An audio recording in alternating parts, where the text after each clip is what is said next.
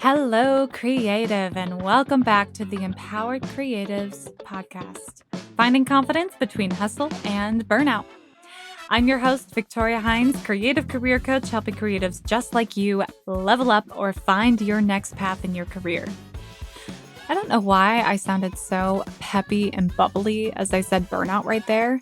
It's such a depressing feeling, and yet I was like, burnout. All right, that's the mood this week.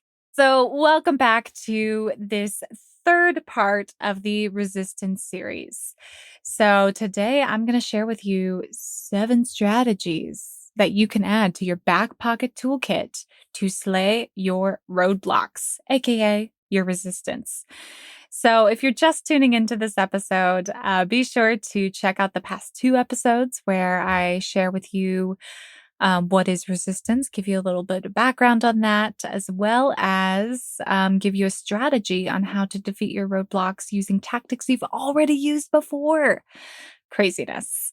To kick off this episode, I wanted to share with you a few stories from creatives that I've worked with who all face their own roadblocks and, ironically, had conquered all of these roadblocks before. But when we started working together, these roadblocks seemed like these massive, massive monsters in the way. So I want to share these stories with you because I'm hoping some of these sound familiar and remind you that you're not alone when it comes to hitting up against resistance.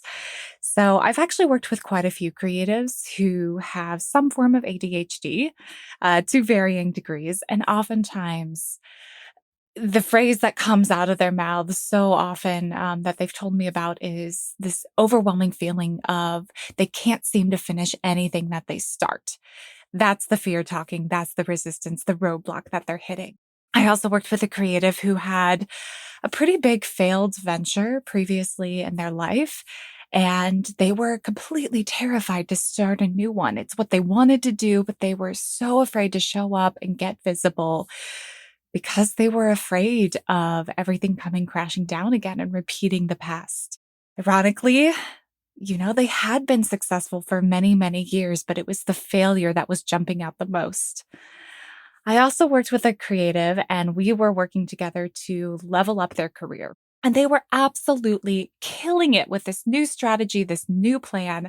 But every time they felt they needed to deviate that plan for mental health reasons, or they needed a break or something in their life popped up and got in the way, they felt really hard on themselves. Their confidence just took a tumble because they felt guilty that they couldn't keep the same pace going. They were afraid that if they didn't work on their dream 3 to 5 nights a week and were showing up every night, and remind you, I will also caveat this was on top of having a 9 to 5 job. They felt that they were a failure if they couldn't do that.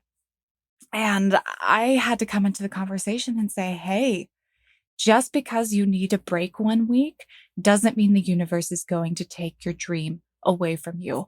Some weeks, 3 to 5 nights a week going after your dream is going to work. There are going to be other weeks where that's just not where you are at and it's not the right season.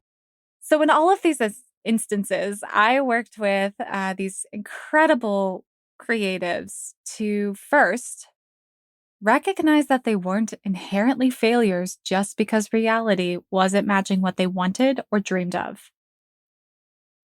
We can fail. We are all going to have failures in our life, but we inherently are not failures. You are not a failure. Second, I worked with them to develop some tactics to help them navigate how to move past these roadblocks at any given time. I don't know if you know that song, like Going on a Bear Hunt. I don't even know if that's the right name, but every time I started writing the outline to these podcasts, that song just kept on popping up in my head. And I was like, can't go over it, can't go under it, gotta go around it. I'm totally butchering it right now, but if you know the song I'm talking about, that's what roadblocks are. That's what your back pocket toolkit is meant to help you do. Sometimes you've got to go over that roadblock. Sometimes you've got to go around it. Sometimes you've got to go under it. Sometimes you've got to go through it. So, this episode, we're going to focus on I'm going to share with you 7 back pocket strategies to use the next time you hit those roadblocks. Real quick, I'm going to interrupt this podcast to tell you about a really nifty tool that I've made just for you. As creatives, it's so easy to find ourselves lost in jobs that we don't really like. So much so that when we decide to find a day job or support job that we actually enjoy, we have no idea where to start. This is where a creative career audit comes in. Head to the show notes below to grab the link to my download, and you can get your free workbook that will help you identify what brings you joy and what drains you in the world of work. No more day jobs or support jobs that make you just feel inside. It's time to find something that's going to light you up again. All right, so strategy number 1, know your why. Why is so important? Why are you doing what you are doing? Why is your creative dream important? When you root what you are doing into a deeper meaning, you're able to give your dreams a little bit more, roots, to be perfectly honest. You're able to get it more gravitas. So you want to ask yourself 2 different questions. Why are you doing this for yourself?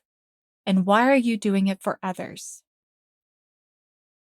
And inevitably, when you start hitting roadblocks, when things get tough, when you're on your hero's journey and you fall into the deep, dark pit, which is going to happen, coming back to that why can remind you why this journey is important, why going through these really awful ups and downs and pits and supreme ordeals and just plain shit is worth it. So that's the first tactic, is know your why. Tactic number 2, so back pocket strategy number 2, is to keep your focus on other people, not yourself. This one is a big one, especially if you are combating imposter syndrome. If you're unfamiliar with the term imposter syndrome, it's essentially that feeling that you're not good enough, that other people are always going to do it better than you, that your work isn't worth sharing because it's not going to measure up, or that maybe you don't have enough experience. So by focusing your endeavors on how it is going to impact other people, maybe even as simple as giving them a smile, helping them, lots of different things here, but focusing on how your work can help other people, it takes your ego out of the way. When you can slip into that mindset of, hey, it's not about you, sometimes you're able to bypass that ego that's standing in your way, and your ego's very good at being a roadblock for you. The second you can take that ego out, imposter syndrome has no legs. It really doesn't. Imposter syndrome it really comes from a moment where you are so inherently focused on yourself and worried.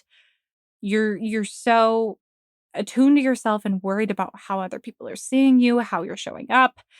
And that internal focus just you turn inside and inside and inside more and more and more. And by turning yourself out, you can kind of reverse that cause. So back pocket strategy number 3. This one actually is from Tim Ferriss. So from his book, The 4-Hour Workweek, he actually had a TED Talk on this as well, but it's a really powerful exercise called fear setting. So what fear setting is it's grounding your fear into reality. So if you remember the last podcast episode, I talked about how fear is the number 1 fuel for the resistance or roadblocks you are facing. All of your roadblocks and resistance get their power from fear. So if you are able to ground your fear and make it a little less lofty, a little less freewheeling, it can help you clear your head so that you can follow your intuition and make decisions not based on fear, but by what you are actually intuitively wanting to do.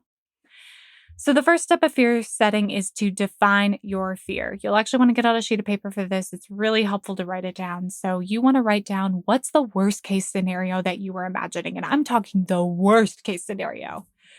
I know when I decided to leave my job without another one lined up back in 2020, I kind of had to do this. I was like, worst case scenario, I make no money, become completely broke, have nothing to pay my bills, and get cancer again, and then can't pay my medical bills. So I wrote that down. I was like, what's the worst possible case scenario of what's going to happen? So that's step one. Step two is to prevent the worst outcome. So ask yourself, how would you prevent this from occurring? So in my brain, I was like, well, I'm going to, if I take you back to the example of leaving my job in 2020, I decided to do a very strategic monetary look at how much money I had. So I was like, great, I can live off of my savings for X amount of months. Here's my now goal markers of when I feel like I should look for a part-time job, a full-time job to make up that necessary income. So I came up with a plan. So step number two is prevent your worst outcome. How would you prevent this from occurring? And step number three is to repair the damage. So let's say your worst case scenario came true. How would you repair the damage it caused?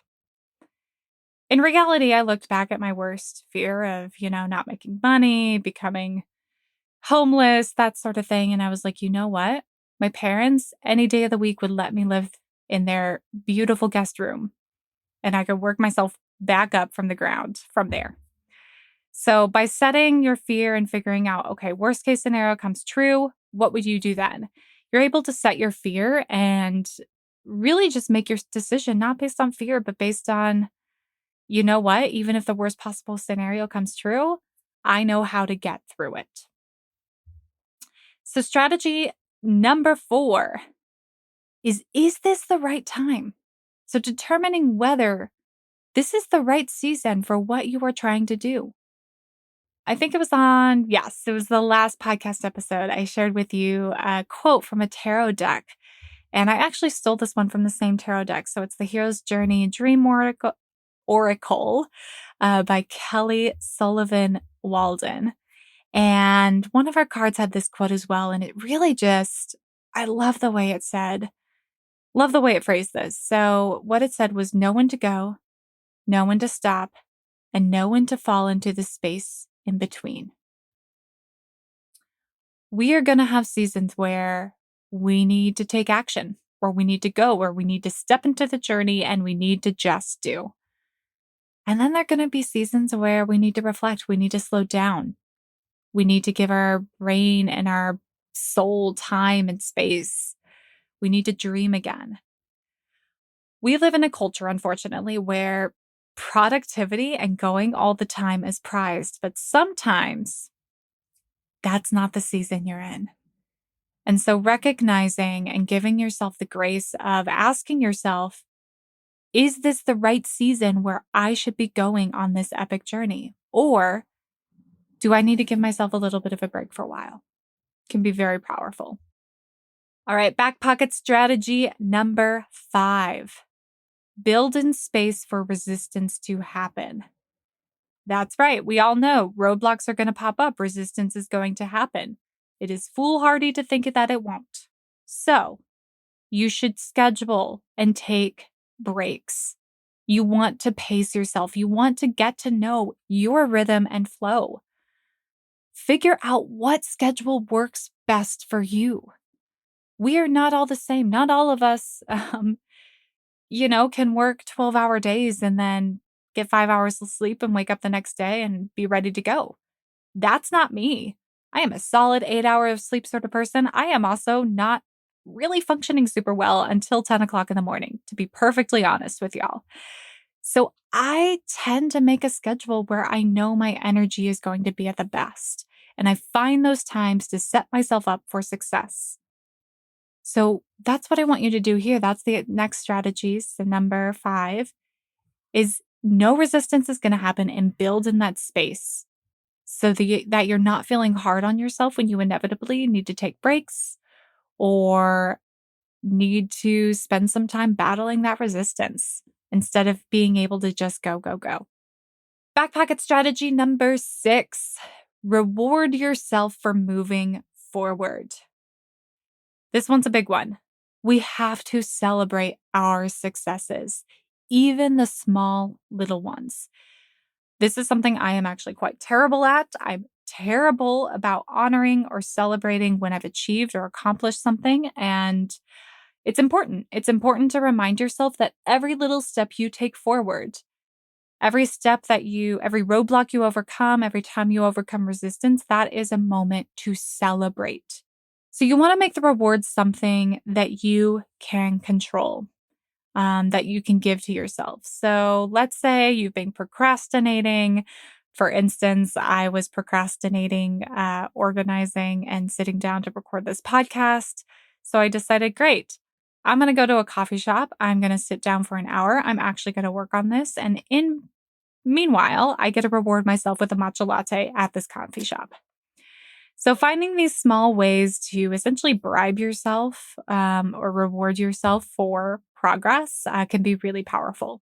BackPocket strategy number 7 is seemingly simple, but it's harder than you think.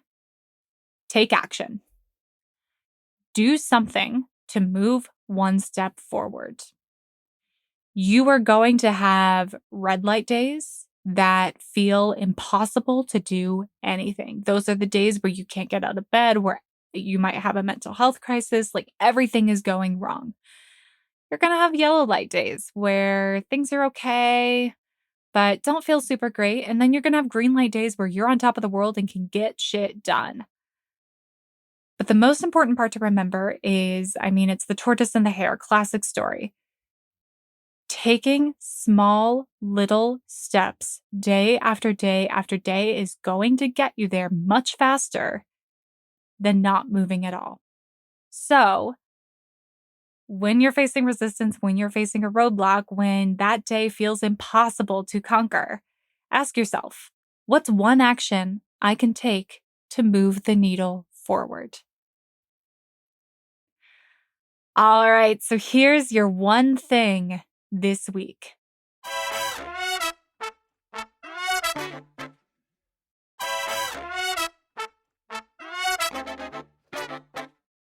I want you to choose one tactic that we talked about on this episode, and I want you to apply it in your life this week.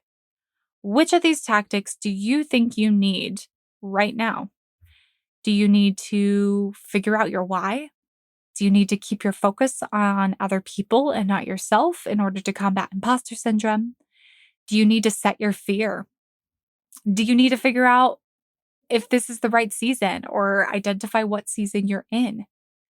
Do you need to build in space for resistance to happen so you set yourself up for success? Do you need to just reward yourself for moving forward and bribe yourself? Or do you need to just take small action and recognize that one step is good enough today?